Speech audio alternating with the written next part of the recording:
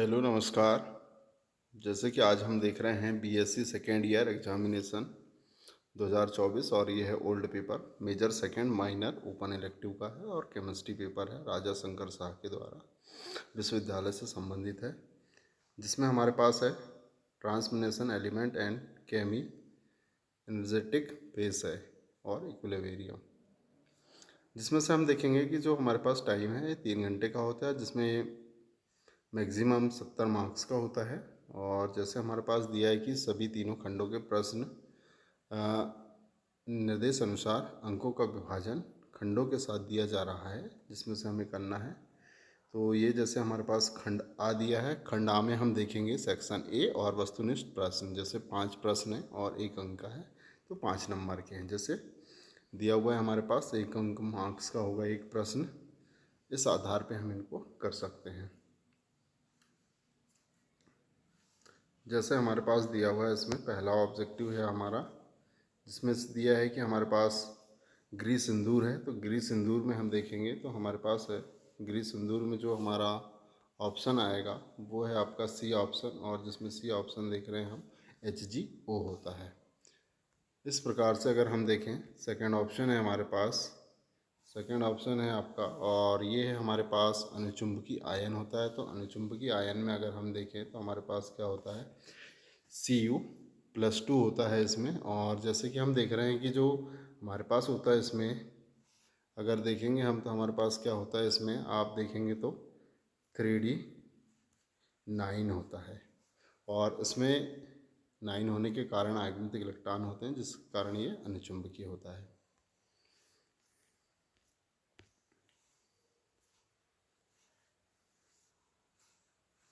इसके बाद देखते हैं हम, तो हमारे पास आता है कि जैसे कि हमारे पास ऑब्जेक्टिव जो दिया हुआ है हमारे पास ऑप्शन थर्ड होता है, और थर्ड में जो दिया हुआ है वो है EDTA को किस प्रकार लिगेंड कहते हैं, या किस प्रकार का लिगेंड कहते हैं, जैसे what type of ligand is EDTA called.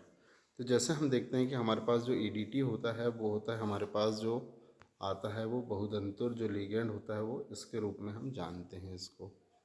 इसके बाद है हमारे पास, जैसे ही हम चलें तो हमारे पास आता है कि जैसे दिया हुआ है हमारे पास आदर्श गैस के 1 मोल का समतापी प्रसार करने पर जो वैल्यू मिलती है वो मिलती है हमारे पास ΔG बराबर RT log in V1/V2, ये हमारे पास प्राप्त होता है। जैसे कि हमारे पास है, अब इसमें आते हैं तो हमारे पास आता है कि ऑब्जेक्टिव 5, और जिसमें है हमारे पास, जैसे कि हम देख रहे हैं संगणित तंत्र के लिए प्रवस्था नियम समीकरण है। तो उसमें आता है हमारे पास C नंबर का ऑप्शन आएगा, और जो है हमारे पास F बराबर C-P+1 होता है, इस प्रकार से। और उसमें देख रहे हैं कि अब हमारे पास आ गया खंडवा, और खंडवा में 5 गुणित 5 5 प्रश्न रहेंगे और 5 नंबर के हैं 25। तो आई होप कि हमारे पास यूनिट फर्स्ट से ये प्रारंभ हो जाएगा। इस तरीके से हम देख रहे हैं कि हमारे पास जो होता है वो, अब इसमें आते हैं हम, तो हमारे पास जैसे दिया हुआ है इसमें कि जो आपका प्रथम क्वेश्चन है, इसमें दिया हुआ है आपका शिलाजीत, या जिसको हम कह सकते हैं कि क्या है हमारे पास write a short note on medial pitch, या इसको हम शिलाजीत पर संक्षिप्त टिप्पणी। और इसी के और में दिया है हमारे पास लेथेनाइट संकुचन क्या है, इसके क्या परिणाम होते हैं। इसके बाद है यूनिट सेकेंड। यूनिट सेकेंड में हम देखेंगे तो वर्नर का सिद्धांत का प्रायोगिक सत्यापन लिखिए। उसके बाद है इसके अथवा में संरचनात्मक समवायता को उदाहरण सहित समझाइए आइसोमर को। इसके बाद आता है हमारे पास क्वेश्चन नंबर 4 है आंतरिक ऊर्जा की भौतिक सार्थकता को समझाइए।